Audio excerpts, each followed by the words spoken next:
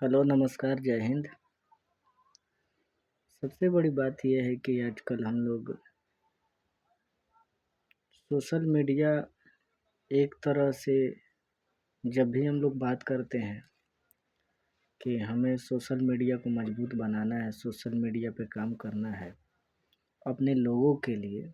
सबसे पहले तो मैं आप लोगों को अपना परिचय दे देना चाहता हूँ। मैं विनोद गौड़ और मैं बिहार के पश्चिमी चंपारण ज़िले से आता हूँ। सबसे बड़ी बात यह है कि मैं जैसा कि बता रहा था कि जब भी हम लोग सोशल मीडिया पे बात करते हैं, जब भी हम लोग कोशिश करते हैं कि हमें अपने लोगों के लिए आवाज़ उठाने के लिए पूरी मजबूती के साथ अपने लोगों को एक करने के लिए, जुड़ने के लिए हमें सोशल मीडिया से काम करना पड़ेगा और वहाँ पे जो है अपने लोगों के लिए लड़ाई लड़नी होगी और हमें मजबूत एक प्लेटफॉर्म की ज़रूरत है जिस पे हमें जाना होगा। इस तरह की जब भी बातें होती है अक्सर लोगों के दिमाग में यही आता है कि हो ना हो किसी चैनल के थ्रू ये अपने आप को फेमस करना चाहता हो। आप कहते हैं कि हम लड़ाई लड़ेंगे। नहीं सर, ऐसा तो लड़ाई नहीं हो सकता, क्योंकि जब हमारे नेतृत्व जब हमारे आगे बढ़े हुए नेताओं द्वारा जब किया जा रहा था, जिनके पास वो जानकारी था, वो हुनर था, एक करते थे लोगों को, उनके साथ भी यही हुआ था। जब भी वो लोगों को एकत्रित करना चाहते थे, कोई न कोई उन पे झूठा लांछन लगा दिया जाता था, जिसके कारण वो दबते चले गए और वो नहीं दबे, दब गया हमारा अधिकार, टूट गए हम लोग। ठीक उसी तरह से आज भी जब भी बात किया जाता है कि हमारे पास फेसबुक जैसा प्लेटफॉर्म है, हम लोग वहाँ से अपनी आवाज़ को उठा सकते हैं। हमारे पास व्हाट्सएप जैसा प्लेटफॉर्म है, लेकिन हमारे पास इन दोनों से हट के एक यूट्यूब प्लेटफॉर्म होनी चाहिए, क्योंकि वो सीमित प्लेटफॉर्म नहीं है, बहुत मजबूत प्लेटफॉर्म है। हमें यूट्यूब जैसा प्लेटफॉर्म होना ज़रूरी होना चाहिए।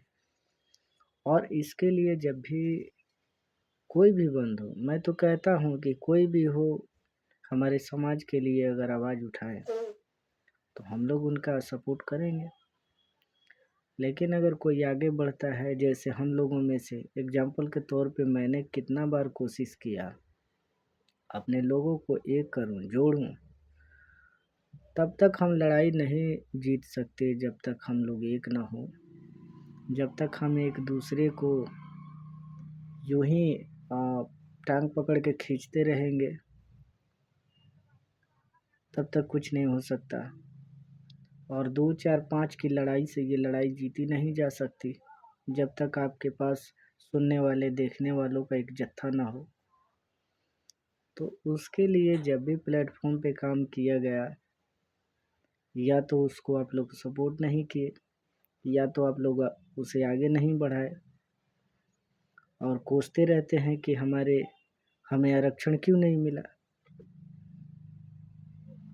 हमारी कोई सुन नहीं रहा। हम इतने तादाद में होने के बाद भी आज पीछे हैं।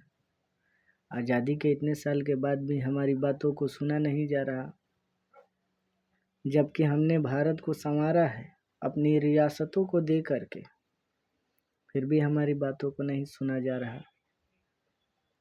आप ये सब कहने के लायक नहीं है, क्योंकि वहीं लोग कह सकते हैं जो लोग अपने समाज में औरों को बढ़ने का मौका दिया। लगभग आप लोग देखेंगे आज़ादी के बाद जिन्होंने अपने समाज में सपोर्ट किया, सहयोग किया, आज उनके समाज दिन प्रतिदिन तरक्की करते गए, आगे बढ़ते चले गए। हमारे समाज में तो कोई ये अभी संयोग से कहा जाए कि भाई आप लोग सपोर्ट कीजिए, आप लोग जुड़िए, हमारी जो भी बातें होंगी यूट्यूब के थ्रू भी हो सकती है, तो अभी सबसे पहले लोगों के मन में यही बात आएगा कि फेमस होना चाहता है, ये आगे निकलना चाहता है, और शायद कहीं न कहीं इसी के कारण हमारा समाज दिन प्रतिदिन डूबता चला जा रहा है। ऐसा नहीं है कि हमारे समाज में नेतृत्व करने वाले लोग नहीं आए या है नहीं।